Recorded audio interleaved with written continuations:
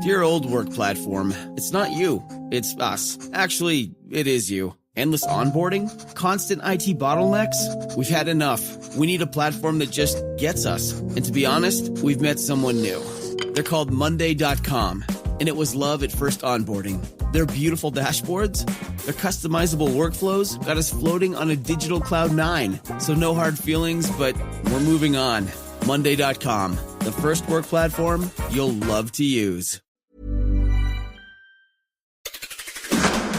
7 things you don't really need to know, but probably should. I'm Keir, and this is the Sunday 7. On today's episode of the award-winning Sunday 7, we catch up on Emmanuel Macron's Action AI Summit, find out about his speedy neutrino, and get a firm talking to about how much screen time our kids are getting. Plus, Will Guyatt, the Smart 7's resident tech guru, is here to celebrate 20 years of YouTube. If you're enjoying our episodes, please do like and follow us wherever you get your podcasts. We're here 7 days a week at 7 a.m. with the 7 biggest stories on the Smart 7. Before we get started, though, it was on this day in 1946 that the first commercial helicopter took flight. The Sikorsky S-51 was licensed for commercial operations for the US Civil Aviation Administration, and it could carry 3 passengers at 100 miles per hour over a 250-mile journey. This week saw French President Emmanuel Macron host an AI Action Summit in Paris. He's attempting to make France a key player in the emerging technology, and he paraphrased Trump's drill baby drill into plug baby plug in an attempt to highlight France's plentiful electricity supplies for data centres because of their commitment to nuclear energy. Former Google CEO Eric Schmidt was in Paris for the summit, and he spoke to the BBC's Today Show about his fears for the future of AI. I'm always worried about the Osama bin Laden scenario, where you have some truly evil person who takes over some aspect of our modern life and uses it to harm innocent people. What about rogue states? Think about North Korea or Iran or even Russia, who have some evil goal, right? And this technology is fast enough for them to adopt that they could misuse it and do real harm. If we were to have, for example, a Chernobyl scale event or something even more frightening because of this technology, I think it would seriously take us off of the globalization path, which is so important for prosperity in the globe. The summit had a high-powered guest list, including Canadian PM Justin Trudeau, Indian leader Narendra Modi, and US Vice President J.D. Vance, who had a warning for the EU about over-regulation. We need international regulatory regimes that fosters the creation of AI technology rather than strangles it. And we need our European friends in particular to look to this new frontier with optimism rather than trepidation. Now, the development of cutting-edge AI in the U.S. is no accident. By preserving an open regulatory environment, we've encouraged American innovators to experiment and to make unparalleled R&D investments. UN Secretary General Antonio Guterres, not surprisingly, had a different take on how the world should approach AI, insisting that it needs to be an inclusive and open approach which keeps all of the world's interests in mind. AI is not standing still, neither can we. Let us move for an AI that is shaped by all of humanity, for all of humanity.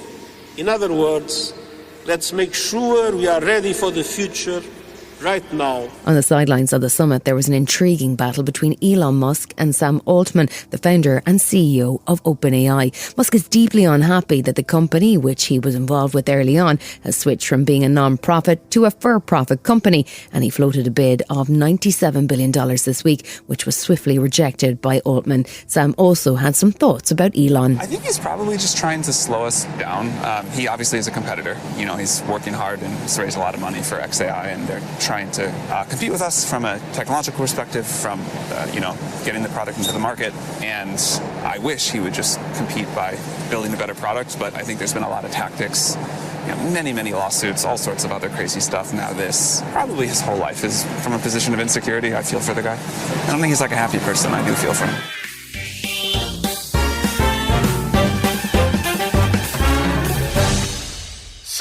This week sees YouTube celebrate its 20th birthday, which seems impossible as the platform seems to have been around forever. This week has also seen some scary stories about the risks hidden in dating apps, some more weirdness from Elon Musk and Elon Jr. in the Oval Office, and more celebrities getting angry about AI. It's just another week in the world of tech, and who better to steer us through the messy mysteries than the Smart 7's tech guru, Will Guyatt. So, Will, what did you get YouTube as a birthday gift? It does seem impossible that it's only 20 years old, right? I got YouTube a succulent Chinese meal in honour of perhaps the greatest video ever to be posted to the platform, best known as Democracy Manifest. And if you know, you know. I'm not sure if 20 years feels impossibly short or if it feels like it's been here forever, but 2 decades in, it's bigger than some social networks with 250 million plus monthly users, and we're about to go over 4 billion videos uploaded, thanks to an eye-watering 2.5 million videos being uploaded every day. Happy birthday, old friend. We spoke last week about Elon, but he's been at it again. This time it seems to have been Bring Your Kid to Work Day at the Oval Office. If I was about to deliver my first speech in the Oval Office, I don't think I'd be bringing my 4-year-old son, Little X, with me.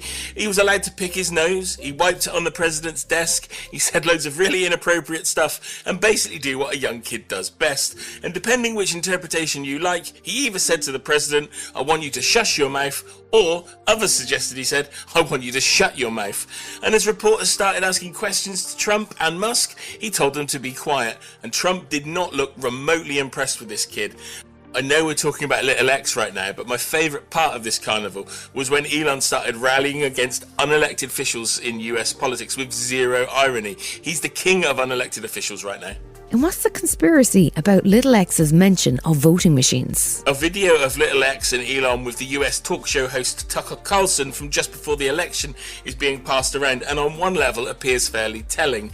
In a discussion about Musk monitoring voting patterns, the kid says, if we were in SpaceX and quietly, we just do whatever we want, followed by an evil laugh that would shame a Bond villain. And when asked if Trump would win the election, Little X replies, yeah, it is. And as his dad keeps talking, X keeps screaming, they'll never know, just as if he's picked that phrase up from somewhere. Now, I don't do conspiracy theories, but I do remember my daughter revealing when I'd eaten too many hobnobs when the missus was at work. There's been a rather alarming story about dating apps this week. What's going on, Will? The Guardian has published a major investigation that claims one of the biggest companies in dating has known about abusive users on its many apps and services since 2016, but has left millions of people in the dark about the risks of using them. There's no easy way to say it, but there's some really awful behaviour going on in and around the world's biggest dating apps, and the level of response you get if you report this varies hugely, even though all of these sites are owned by the same company. This lengthy expose reports that users have been matched with others accused of rape, or even those repeatedly spiking drinks, and more. Loads and loads of really, really, really terrible stuff. Back in 2020, the Match Group promised it would release a transparency report. This is a document that would have shown data on harm that was occurring on and off of its platforms, and would have enabled the public to make an educated choice if they were aware of the scale of rape and assault on Match Group apps. Now, we're 5 years on, and this report's still not been published. In response, Match has said that every person deserves safe and respectful experiences. We are committed to doing the work to make our dating sites safer on these platforms and beyond. As you and I both know, actions speak louder than words. So many of the big apps are owned by the one company. So the Match Group owns a dozen dating apps and controls half of the world's online dating market in around 190 countries. Match.com was huge back in the day, but now this is a company worth $8.5 billion US. It has the world's most popular dating app Tinder, as well as Hinge, OkCupid, Plenty of Fish, and loads more. There's been some alarming research about the risks on dating apps. A study in 2022 showed that predators appear to be using these apps. What did Match do? When a team of researchers at Brigham Young University analysed sexual assaults in Utah, it found those facilitated by dating apps happened faster and more violently than by other means. They also found perpetrators were more likely to target vulnerable people. And Match Group have known since at least 2016 about users that have been reported for drugging, assaulting or raping their dates. And this central database has recorded every user's reported rape and assault too since 2018. And they did nothing. So are you safe when you swipe? It's hard for me to put a smile on my face and say everything's great on the back of this damning expose, but there's a ton of safety advice available online for those out there dating, from charities like Crime Stoppers or Get Safe Online. There's loads of practical information and advice. And finally, why is Scarlett Johansson annoyed at AI? She's calling for new laws after suggesting that AI is more dangerous than Kanye West. Scarlett's among many Hollywood A-listers and celebs who've appeared in an AI-generated video that went viral. Following Kanye's pro-Nazi rant and efforts to sell a t-shirt with a swastika on it that saw him kicked off X and his web shop shut down, this video includes Scarlett alongside a load of other famous people wearing a white t-shirt with a cartoon middle finger and the Star of David. The finger is next to the word Kanye. The problem is with this video that none of it is real. At one point, a younger version of Mark Zuckerberg magically sprouts an extra finger. Now, Johnson is definitely no fan of AI. A year or so back, she got OpenAI to stop using a voice that sounded very much like her, which was based on the AI chatbot she played in the Spike Jonze movie Her, which came out way back in 2013. She's called for a bipartisan US political agreement to limit AI, as she says it enormously affects the immediate future of humanity at large. Still to come on the Sunday 7, Keir Starmer takes a HIV test and we meet an energetic neutrino.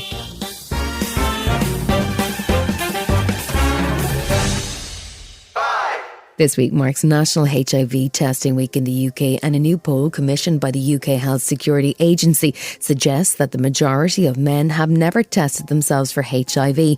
That's despite over a third of men admitting to regularly having unprotected sex. Diagnosis of HIV has risen by 36%, and the government has committed £1.5 million to a public health campaign to raise awareness of the need to test regularly.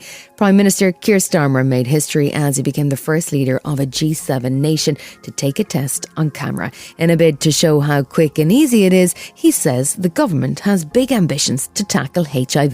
The ambition is 2030, so not far off now, to get to a position where there are no new cases, and that would be an absolute game changer and really change so many lives. Testing is part of the way to get there, because the more we know, the more people who come forward, the more people who've got HIV but don't know come forward through the testing, then the better we can hit that target, and that would be a very, very significant target. So we're doing everything we can to hit that target. The chief executive of the Terence Higgins Trust, Richard Angell, says it's really important to remove the stigma around HIV testing, and he says a survey by the Trust revealed that more than 80% of people weren't aware it was possible to carry out the test at home. Part of the public health campaign will be to provide 20,000 at-home testing kits for free. Angell says that there have been dramatic breakthroughs in the medical approach to HIV. The late 80s, a test became available. In the late 90s, treatment became effective, and then in 2018, the science was categoric that if you're taking your medication, you cannot pass on the virus. And they did a survey, 2 million acts of condomless sex, and not one transfer for a partner living with HIV taking the medication, one that wasn't.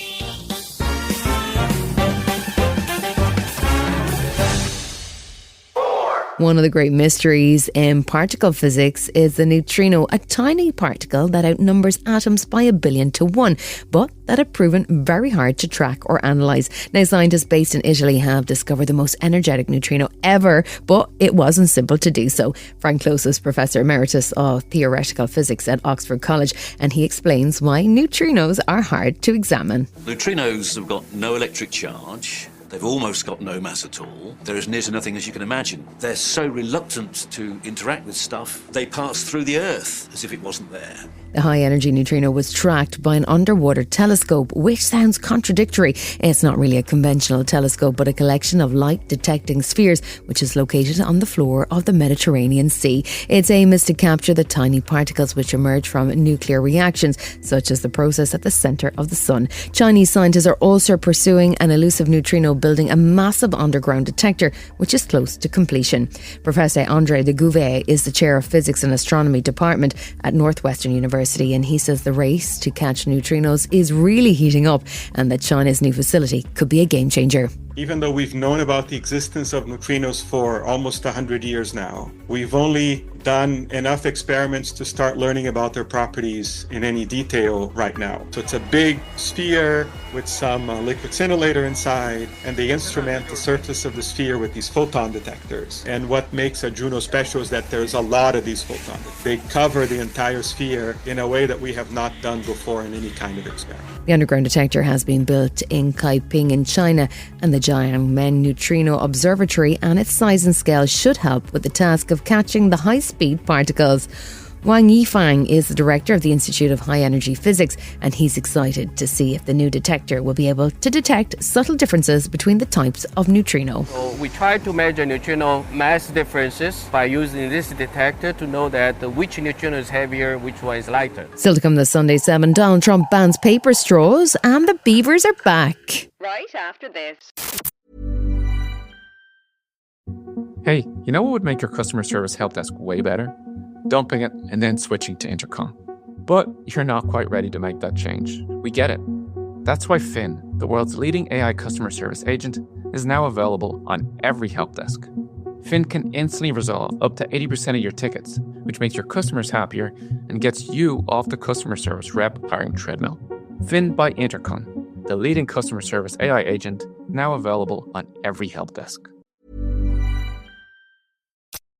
Welcome back.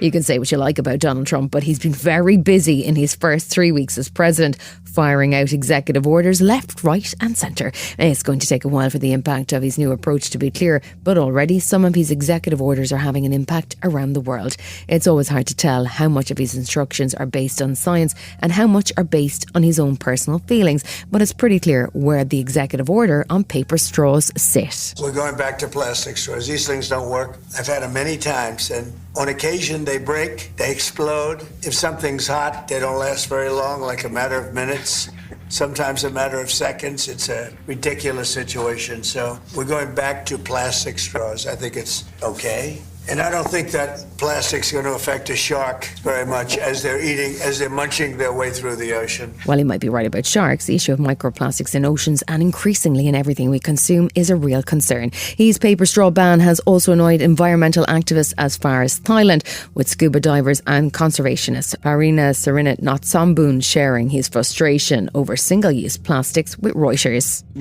Disappointed with the policy, because in reality the government should lead these issues, especially the United States, as one of the world's most powerful countries. Its actions have a real impact on the world. Reversing the plastic straw ban or bringing them back into use truly affects the planet.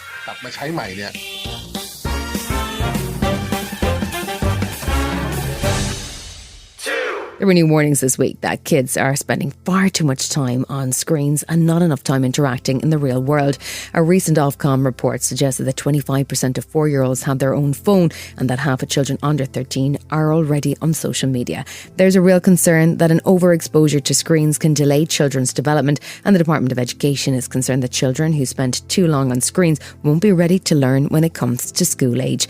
Nikki West is a speech and language consultant, and she told BBC Breakfast that it's hugely important that children learn to communicate through speech. It's that whole thing of, being able to learn the pace of conversation that I will talk and then you will talk. That we've got that vocabulary there, that we can hear the rhyme and the patterns in words. And what's really hard is that even like the intonation of how we say something, that doesn't come over if you have got text on a screen. Experts report seeing a decline in children's language skills, and psychologist Dr. Charlotte Armitage says parents have to be tougher on themselves when it comes to distraction tactics. Ideally delay as long as possible. Now, if your child does have a device, I'd recommend setting some boundaries on that. And it's easy enough to do. I think we as the adults as well are a bit of a problem. We need to model healthy device use behaviours because our children will imitate and learn from us as well.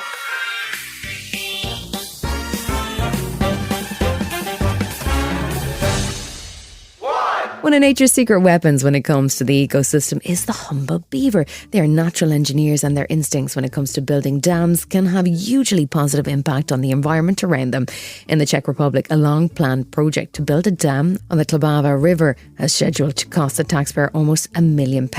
But while authorities went back and forward on planning permission, a family of local beavers solved the problem. The beavers built a dam and a wetland of their own accord that was twice the size of the proposed development at a cost of zero.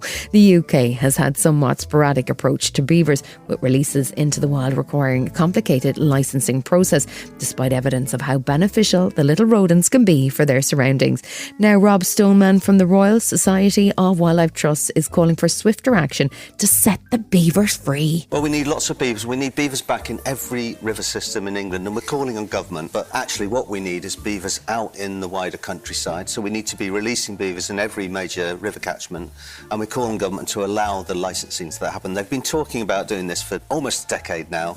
We've got beavers in enclosures all over the place. It's getting a bit ridiculous. So we say to Mary Cray and Steve Reed, come on, it's time. Let the beavers free. Let's have Beaver Freedom Day. Let's get beavers back in our countryside, and then we get beavers. They'll recolonise naturally, so they'll come back. This has been the Sunday 7. Wherever you're listening, do us a favour and hit the follow button. We'll be back tomorrow at 7 a.m. with the regular Smart 7. Have a great rest of your weekend. Written, produced and published by Daft Doris. If you're a maintenance supervisor for a commercial property, you've had to deal with everything from leaky faucets to flickering light bulbs. But nothing's worse than that ancient boiler that's lived in the building since the day it was built, 50 years ago. It's enough to make anyone lose their cool. That's where Grainger comes in. With industrial-grade products and dependable fast delivery, Grainger can help with any challenge, from worn-out components to everyday necessities. Call, click Grainger.com, or just stop by. Grainger, for the ones who get it done.